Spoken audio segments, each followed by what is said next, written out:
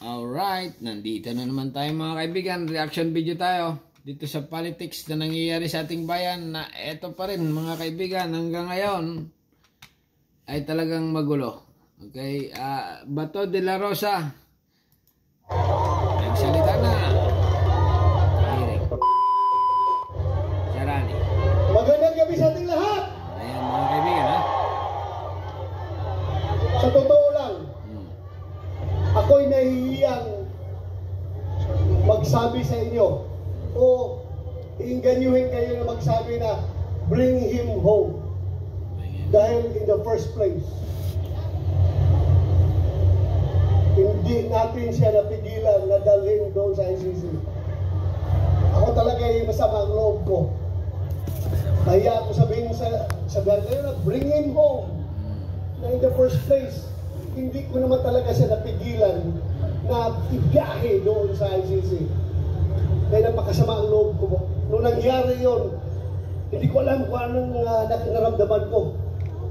Para bang ganito na tayo ngayon, ka-helpless. Sarili nating pulis ang magdadala ng ating dating presidente, piliting isakay sa aeroplano para ibiyahe doon sa The Hague, Netherlands. On what basis? On what basis?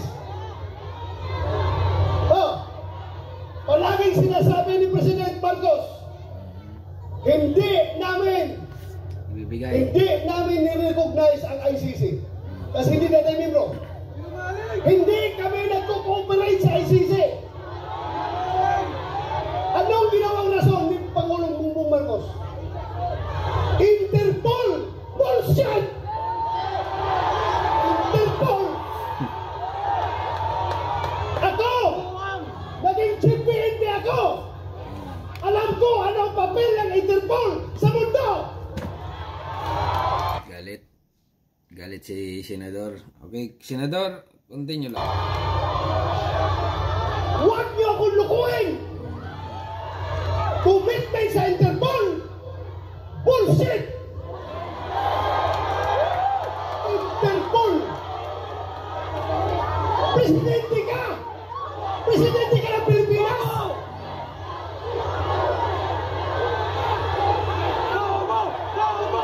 Presidente ka ng Pilipinas!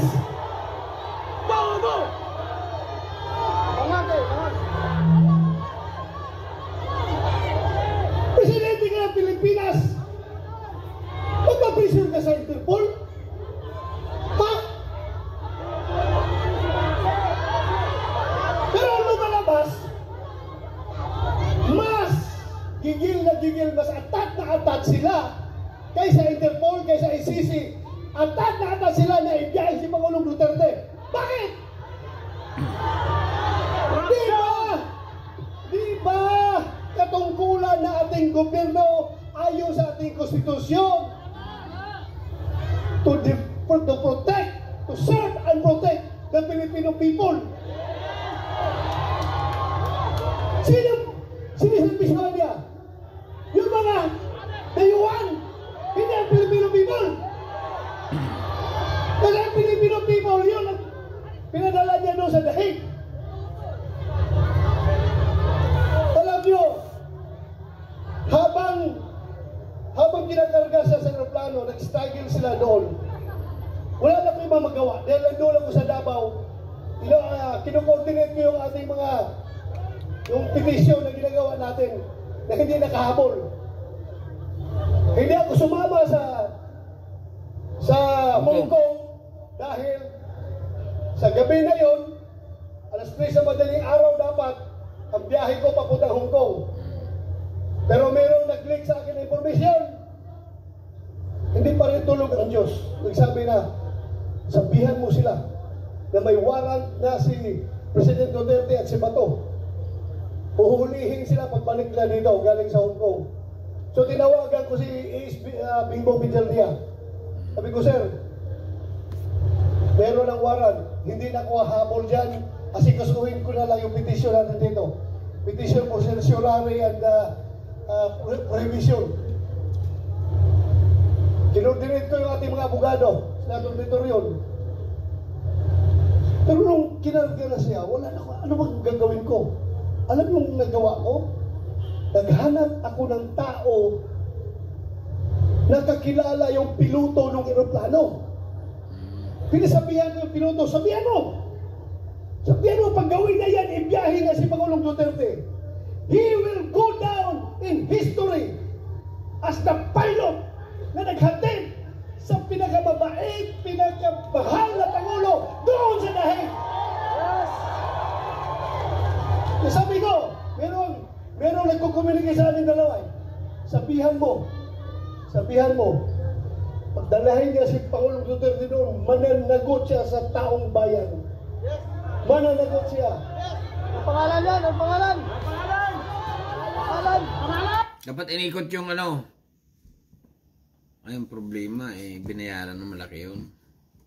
Tago na ngayon yun.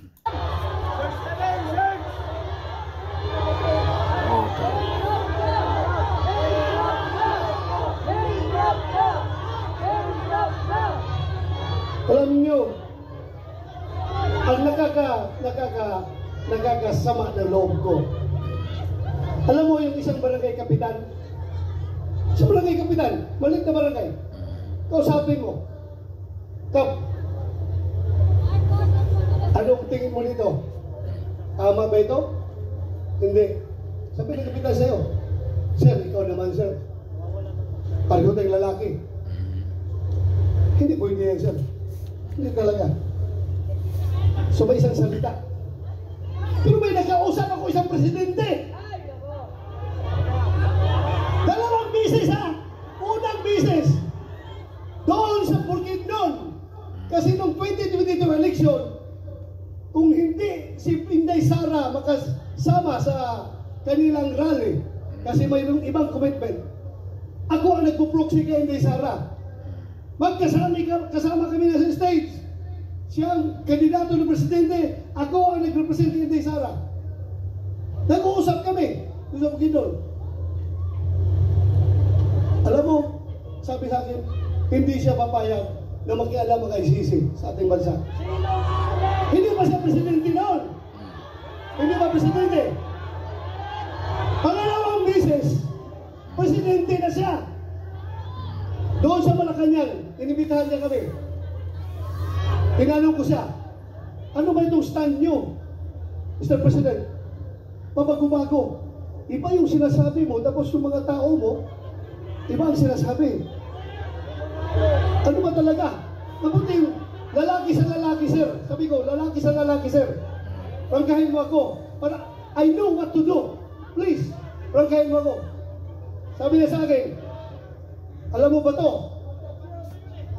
Kahit gabuhok mo, kaya ko lang ang buhok, ha? Kahit gabuhok mo or buhok ni President Duterte, hindi mahawakan ng ICC. Hindi ako mapayag na papasok ang ICC dito. Alam mo, dagdag niya. Kasi, kung papayagan ko yan, alam nyo, kung papayagan ko yan, after ninyo, mga Duterte, ikaw, after sa investigasyon ninyo, baka kami na naman ang isusunod ng ICC. Tama! So, naniwala ako. Pero bakit ngayon, yung nagkahiwalay ang unit team, bakit biglang nagbago? Tablado na, ibig sabihin, tablado na. Okay, mga kaibigan, kung gusto nyo mapanood dito ng full, ito ay reaction video lang dito kay Senador Bato de la Rosa na naglabas ng sama ng loob na bakit daw ganun ang nangyari, na may usapan siguro sila ni PBBM na hindi papasukin ng ICC, pero nangyari na nga ang hindi natin inaasahan, nakapasok na. Si Tatay Duterte ay nasa Netherlands na, okay? At doon nga ay mukhang malabo na makabalik sa Pilipinas dahil nga itong ICC, lahat daw ng hiniring nito ay lahat ay kulong. Okay? Hanggang dito na lang mga kaibigan. Bahala na kayo. Ulit ko, reaction video lang tayo. Wala tayong ibang sasabihin kakaiba. Okay. Per review, per reaction, per na per. Subscribe. Thank you. Bye-bye.